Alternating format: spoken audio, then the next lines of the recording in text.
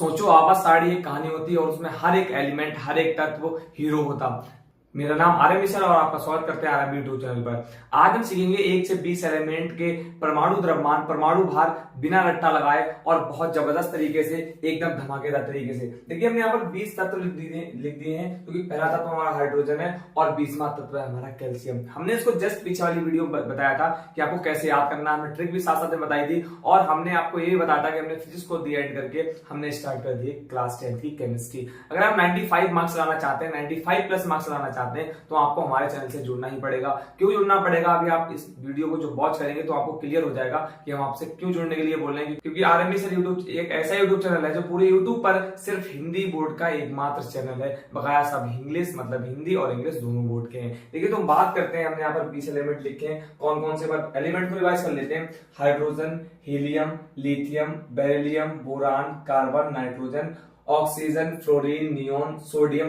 10 तक नियोन हो गए। उसके बाद 11वें नंबर से क्या होगा, sodium, magnesium, aluminium, silicon, phosphorus, sulphur, chlorine, organ, potassium और कैल्शियम। हमने इसको याद करवाया था मेरे भाई, हम फिर कह रहे हैं जस्ट इससे पीछे वाली वीडियो में। और हमने जो इसके सामने आपको रेड पेन से, रेड मार्कर से दिखाई दे रहे हैं, ये है क्या, इसके प्रतीक है, ये इसके सिंबल है। जैसे हाइड्रोजन को एस से व्यक्त करते हैं, हीलियम को एच से व्यक्त करते हैं, लिथियम को एल से व्यक्त करते हैं, बेरिलियम को बी से, बोरान को बी से, कार्बन को सी से, नाइट्रोजन को एन से, ऑक्सीजन को ओ से, फ्लोरीन को एफ से और नियोन को एन से। इस तरह से हमने आपसे ये जस्ट पीछे वाली वीडियो में सब कुछ बताया। अगर आप बिल्कुल नए हो, केमिस्ट्री में कुछ भी नहीं जानते, तो वीडियो ये आपके लिए रहने वाली है। वीडियो के सिर्फ आप 5 मिनट तक बने रहिएगा, आपको यहाँ पर सारी चीजें क्लियर हो जाएंगी। तो देखिए आज का हमारा टॉपिक क्या है। आज का हमारा टॉपिक हम सीखेंगे यहाँ पर परमाणु भार। क्या क्या सीखेंगे, परमाणु भार, परमाणु भार और सीखेंगे परमाणु क्रमांक, परमाणु क्रमांक, परमाणु क्रमांक। इतनी बात क्लियर हो गई।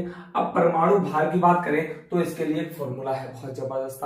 फॉर्मूला क्या है, फॉर्मूला है आपका कि प्रोटॉन की संख्या प्लस प्रोटॉन की संख्या और न्यूट्रॉन की संख्या। भैया प्रोटॉन न्यूट्रॉन क्या है, बिल्कुल सही, अभी आपको सिखाएंगे। जैसे मान के चलें कि सबसे छोटे कण आपके होते हैं 3, कौन से, इलेक्ट्रॉन, प्रोटॉन और न्यूट्रॉन। इन तीनों से मिलकर आपका परमाणु बनता है। क्या बनता है, आपका परमाणु बनता है। तो हमने मान लिया कि हमारा परमाणु ये है, हमारा परमाणु ये है और इस परमाणु के बीच में क्या होता है, नाभिक होता है। इस परमाणु के बीच में नाभिक होता है, इसका नाम क्या है, इसका नाम है परमाणु। क्या है, परमाणु। और इसके बीच में क्या है, ये आपका हो गया नाभिक। क्या हो गया, ये आपका है नाभिक। इतनी बात क्लियर हो गई। इस नाभिक के अंदर प्रोटॉन और न्यूट्रॉन होते हैं। कौन कौन होता है, प्रोटॉन और न्यूट्रॉन होते हैं। अब बचे आपके इलेक्ट्रॉन। आपके इलेक्ट्रॉन इसके चारों तरफ कक्षाओं में होते हैं। कहां होते हैं, इसके चारों तरफ कक्षाओं में होते हैं। क्या होते हैं, इलेक्ट्रॉन इसके चारों तरफ कक्षाओं में होते हैं। अब देखिए प्रोटॉन को हमने क्या कहा,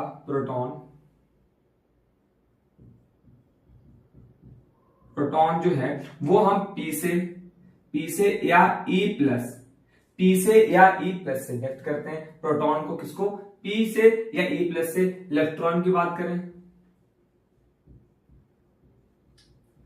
इलेक्ट्रॉन को तो ई माइनस से व्यक्त करते हैं और न्यूट्रॉन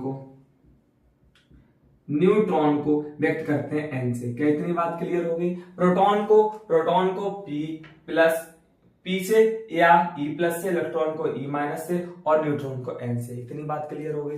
इसके नाभिक में क्या क्या पाया जाता है, प्रोटॉन और न्यूट्रॉन। चारों तरफ क्या पाया जाता है, चारों तरफ पाया जाता है इलेक्ट्रॉन। इतनी बात क्लियर हो गई होगी। अब देखिए जो हमारी प्रोटॉन और न्यूट्रॉन की संख्या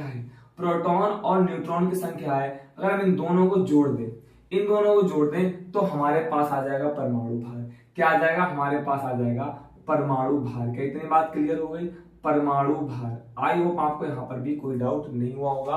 प्रोटॉन और न्यूट्रॉन को हम इसके वजन को उठा लें, दोनों को जोड़ दें, इनकी संख्याओं को जोड़ दें तो हमारे पास क्या आ जाएगा, परमाणु भार आ जाएगा। तो हम वही सीखेंगे कि हमारे हाइड्रोजन का परमाणु भार कितना है, हीलियम का कितना है, लिथियम का कितना है, बेरिलियम का कितना है, बोरान का कितना है, कार्बन का, नाइट्रोजन का, ऑक्सीजन का, फ्लोरीन का, नियोन का।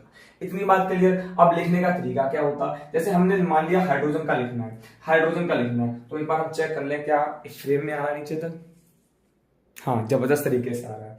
तो जैसे हमें हाइड्रोजन का लिखना है तो हम लिखेंगे H, और हाइड्रोजन का यहाँ पर कितना एक नंबर है तो एक लिखेंगे नीचे, एक लिया एक नीचे, और ऊपर लिखेंगे मान लिया हाइड्रोजन का जो परमाणु भार है वो भी एक होता है। कितना होता है? एक होता है। परमाणु भार एक होता है। तो ये क्या हो गया आपका? ये आपका हो गया परमाणु क्रमांक। क्या हो गया? परमाणु क्रमांक। परमाणु क्रमांक। ये क्या हो गया आपका? ये हो गया परमाणु भार। ये क्या हो गया?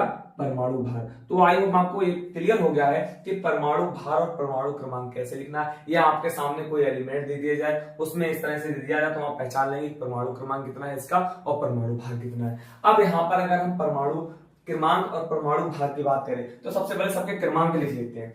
इसका क्रमांक कितना होगा मेरे भाई? एक होगा। इसका 2 होगा। जो इसके सामने बड़ा वही परमाणु क्रमांक हो जाएगा।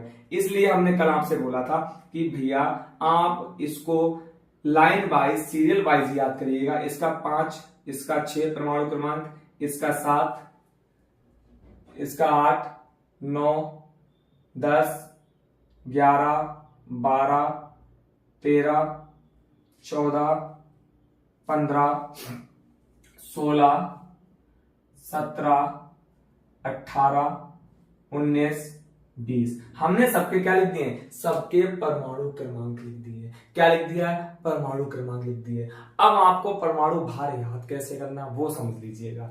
हम सबसे पहले पीछे से याद करेंगे। देखिए, जो आपका सम बने, सम का मतलब क्या? जैसे 2, 4, 6, 8, 10, 12, 14, 16, 18, 20, 22, जो आपके सम बने, फिर आपको डिवाइड कर देना है 2, 4, 6, 2 से कट जाए, उनको आप डबल करके लिख दीजिए। भैया कैसे डबल करके? जैसे यहाँ पर क्या है? यहाँ पर इसका परमाणु क्रमांक कितना है? 20, और आपको पता 2 से कट जाएगा तो इसका परमाणु क्रमांक हो जाएगा 40। परमाणु भार सॉरी कितना हो जाएगा? 40 हो जाएगा। परमाणु क्रमांक 20 हमने डबल करके कितना लिख दिया? 40 लिख दिया है। 19 का से अभी हमें मतलब नहीं, हमने क्या कहा? जो सम होंगे हम उनकी बात करेंगे। 18 का कितना होगा? देखिए 18 अपवाद है। 1, 2 इसमें आपको 3 या 4 अपवाद भी याद करने पड़ेंगे। एक 18 एक मात्र ऐसा है जो इसका परमाणु भार है वो होगा 40। कितना होगा? 40। वैसे तो 18 36 होना चाहिए था, पर है इसमें कितना? 40 है। क्लियर हो गया। सल्फर की बात करेंगे तो 32 हो जाएगा। सल्फर कितना हो जाएगा? 32 हो जाएगा। फिर हम बात करते हैं इधर आपका सिलिकॉन का। सिलिकॉन का आपका 28 हो जाएगा। फिर हम बात करेंगे मैग्नीशियम का। मैग्नीशियम का आपका 24 हो जाएगा। फिर नियोन का आपका कितना हो जाएगा? 10 दूनी 20 हो जाएगा। ऑक्सीजन का आपका 16 हो जाएगा। फिर हम बात करते हैं कार्बन का। कार्बन का आपका 12 हो जाएगा। 4 ये भी आपका अपवाद है। 4 का कितना हो जाएगा? 4 का हो जाएगा आपका कितना हो जाएगा? 9, और यहाँ पर आपका 2 का रहेगा 4। तो जो अपवाद है, देखो 2 दूनी 4 हो गया, हम उस पर सर्कल बना दे रहे हैं। क्या बना दे रहे हैं? हम उस पर गोला बना दे रहे हैं, जिससे आपको क्लियर रहे, जिससे आपको क्लियर है। और आप कॉपी में भी मेरे भाई गोला बना लीजिएगा। किसमें? कॉपी में भी गोला बना लीजिएगा। जो अपवाद है हमने क्या बना दिया? गोला बना दिया। इतनी बात क्लियर हो गई। अब देखिए, जो जो अपवाद होंगे हम गोला बनाते चले जाएंगे। अब जो विषम है, क्या है? जो विषम है, जो 2 से ना कटेंगे, उसमें क्या करेंगे? हम 2 गुना तो करेंगे पर उसमें 1 और ऐड कर देंगे। वो कैसे? वो समझिएगा। जैसे आपको पता है यहाँ पर 19 दूनी कितना होता है? 19 दूनी होता है 38। 1 और ऐड कर दीजिए 39। कितना हो जाएगा? 39। और इसका कभी कभी आपको 40 भी देखने को मिल जाएगा। तो मेरे भाई कंफ्यूज मत होइएगा। सिर्फ एक ऐसा पोटेशियम है जिसका 19 भी लिख सकते हैं और 39 भी लिख सकते हैं और 40 भी लिख सकते हैं। इतनी बात क्लियर हो गई। अब बात करते हैं क्लोरीन का। तो 17 दूनी 34 और 1 इसमें जोड़ेंगे कितना हो जाएगा? 35 हो जाएगा। इतनी बात क्लियर हो गई। अब बात करेंगे हम किसकी? फास्फोरस की। तो 15 दूनी 30 और 1 कितना हो जाएगा हमारा? 31 हो जाएगा। एल्यूमिनियम की 13 दूनी 26, 1 कितना हो जाएगा? 27 हो जाएगा। सोडियम की बात करेंगे 11 दूनी 22, 1 23 हो जाएगा। इसी प्रकार फ्लोरीन की बात करेंगे 9 दूनी 18, 1 19 हो जाएगा। और इधर हम बात करेंगे नाइट्रोजन की, तो आपका हो जाएगा 17 7 दूनी 14, 1 15 होगा। इधर हम बात करेंगे बोरान की। तो बोरान का आपका ये भी अपवाद है। तो 5 दूनी 10, वैसे 11 होना चाहिए था, पर इसका कितना? 10 ही रहेगा। इतनी बात क्लियर हो गई। लिथियम की बात करेंगे तो लिथियम का 3 दूनी 6 और कितना हो जाएगा आपका? 1 जोड़ देंगे 7 हो जाएगा। और इसका 1 ही रहेगा। तो अपवाद पे हम क्या बना दे रहे हैं? अपवाद पे बना दे रहे हैं सर्कल। अपवाद पे बना दे रहे हैं सर्कल। तो आई होप आपको यहाँ पर कोई भी डाउट नहीं रहा होगा। और इसका आप चाहें तो इसमें भी बना सकते हैं, कोई भी कंफ्यूजन यहाँ पर आपको नहीं रहेगी। मात्र 4 ऐसी एलिमेंट हैं जो आपको कंफ्यूज करेंगे। आप अगर इतने आपने याद कर लिए हैं, भाई आपने बिना याद करके इसको ट्रिक से सीख लिया है तो 4 याद करने में क्या परेशानी, जिससे आपके क्वेश्चंस गलत ना हो। हमने आपको बता दिया है परमाणु भार, हमने आपको बता दिया परमाणु भार और साथ साथ में परमाणु क्रमांक। तो जो हमने तत्व लिखे हैं इसमें परमाणु भार, परमाणु क्रमांक का आपको कोई भी कंफ्यूजन नहीं रहा होगा। कैसे परमाणु भार निकल के आता है वो भी हमने आपको इधर बता दिया। प्रोटॉन न्यूट्रॉन को जोड़ देते हैं तो हमारे पास इनकी संख्याओं को जोड़ देते हैं तो परमाणु भार यहाँ से निकल के आता है। इतनी बात क्लियर। तो आई होप इसमें कोई भी आपको डाउट नहीं रहा होगा। फिर भी मेरे भाई कोई डाउट है आपको तो कमेंट में जरूर से बताइएगा कि भैया मुझे डाउट है। हम डाउट दूर करने की पूरी कोशिश करेंगे और आपको एक सजेशन देंगे कि आप हमारे टेलीग्राम चैनल से जुड़ जाइएगा, क्योंकि वहां पर आने वाले वक्त में आपको मैराथन्स करवाएंगे और जो प्रीवियस ईयर क्वेश्चन है वो भी करवा देंगे। और हमारे चैनल को सब्सक्राइब कर लीजिएगा जिससे आपको क्लास 10 के तमाम इसी प्रकार की वीडियोस प्रोवाइड होती रहे। Thank you very much.